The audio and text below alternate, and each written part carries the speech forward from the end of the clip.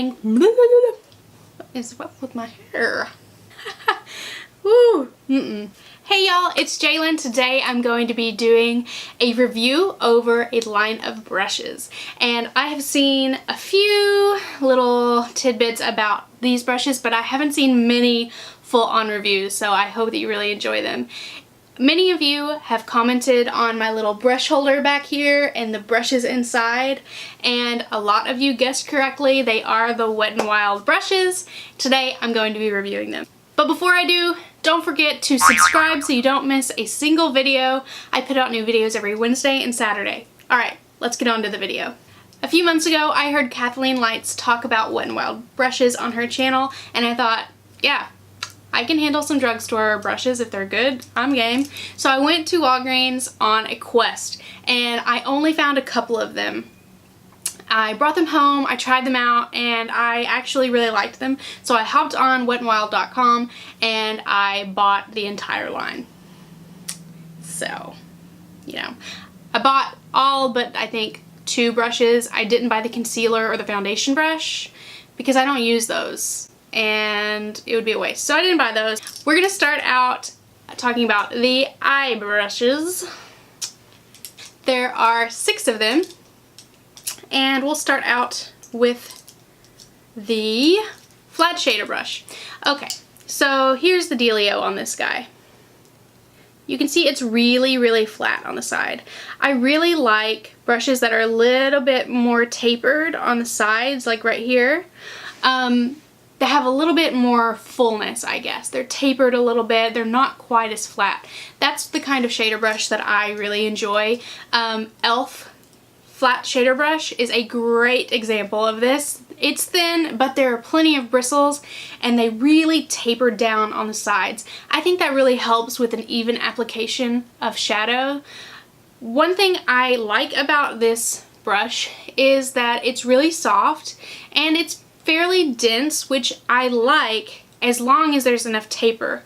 There's not enough taper for me to love this brush. Now, I will get use out of it, and I do enjoy it, but not as much as I enjoy some of my other, even inexpensive shader brushes. I think when comparing the e.l.f.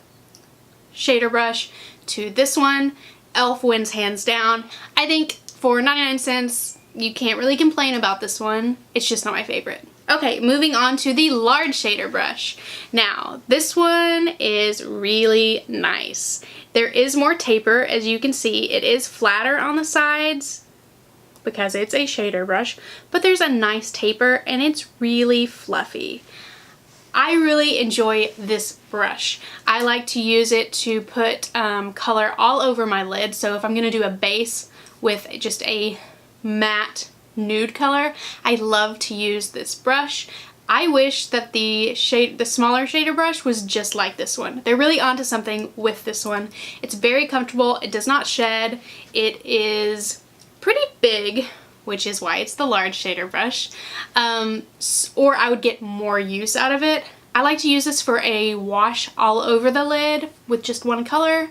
It doesn't do much detail work because it's so large. I really enjoy this brush though, and it is a steal at like $1, I think.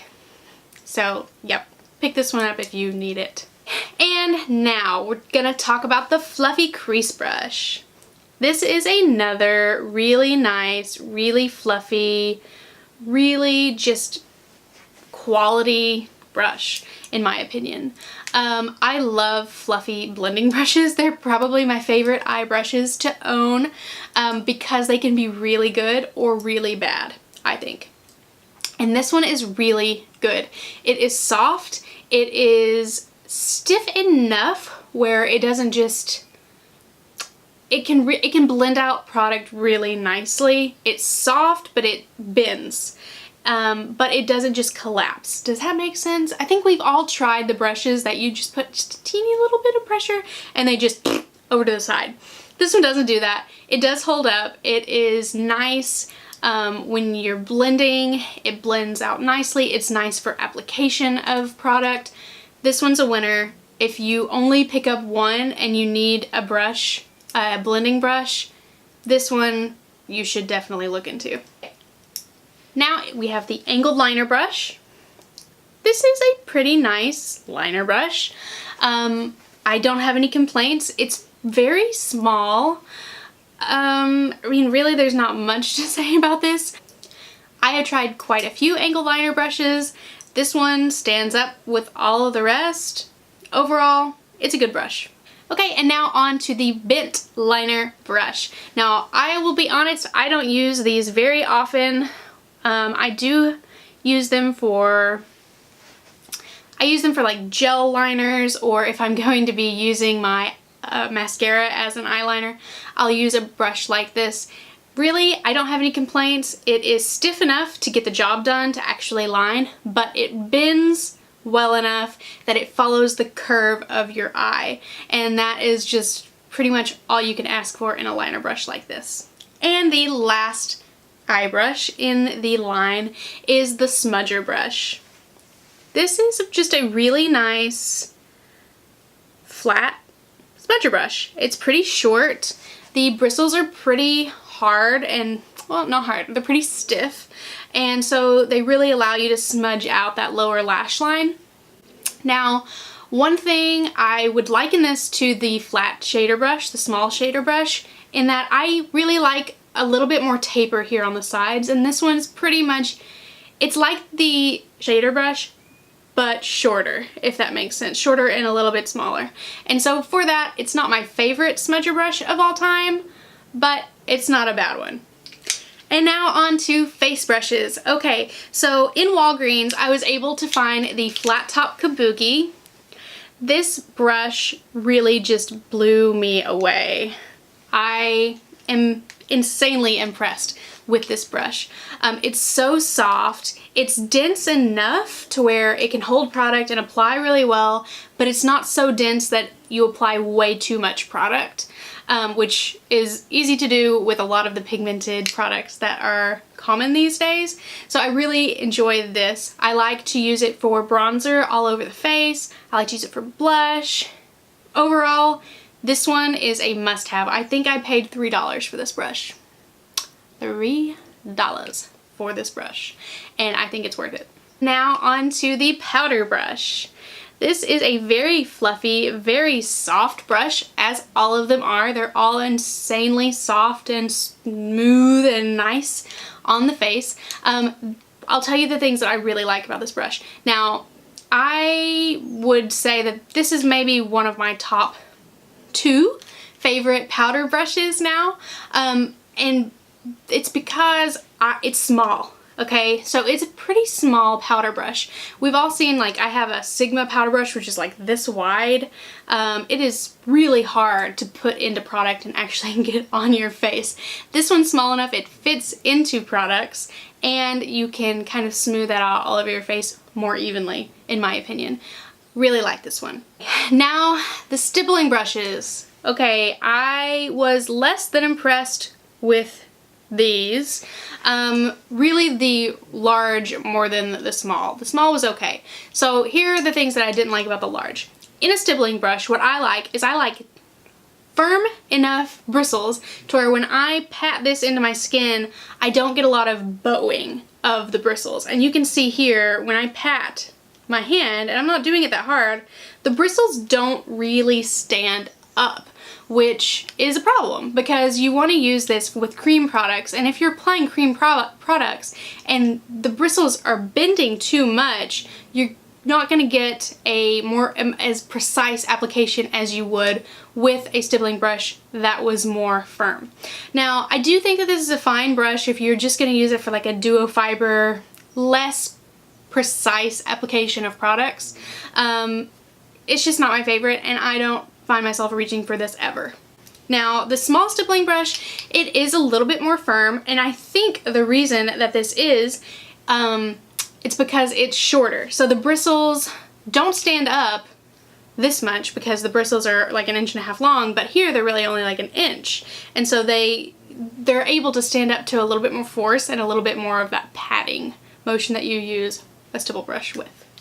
Alright, and the blush brush. This is overall just a really nice blush brush. It has plenty of taper, which I like a lot. as you may know by now. And it's soft, just like the rest of them. It doesn't shed. It's a nice size, perfect for the apples of the cheeks. It's a winner. And on to the contour brush. So this little baby is a really nice angled contouring brush. Really nice size. It fits right in the area that I want it to fit in. It is dependable. Picks up the product like I like it to pick up the product. Doesn't apply too much, doesn't apply too little. This one is good. Last but definitely not least, I haven't tried a fan brush up until this, and I got it because I wanted to see if a fan brush was something that I would be willing to invest more into. I am one who will just put her finger into some highlight and dab it on my cheeks, blend it out maybe with my finger or with a beauty blender, and I am good to go. So I never really understood why you need a fan brush. And I guess if we're being like really honest, we don't need any of this stuff. So what is the meaning of life? But really, fan brush, what's the big deal, right?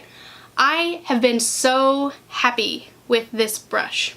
Just like the others, it's soft, blah, blah, blah, it doesn't shed, nah, nah, nah. But I get it now. I get the fan brush because it just applies, it really like works with the curves of your face to apply product evenly, which is just absolutely bonkers to me. So you can see it's super duper duper thin, and it's just a typical fan brush. But it really works with the contours of the face, down the nose. This does it, and for like $2, girl.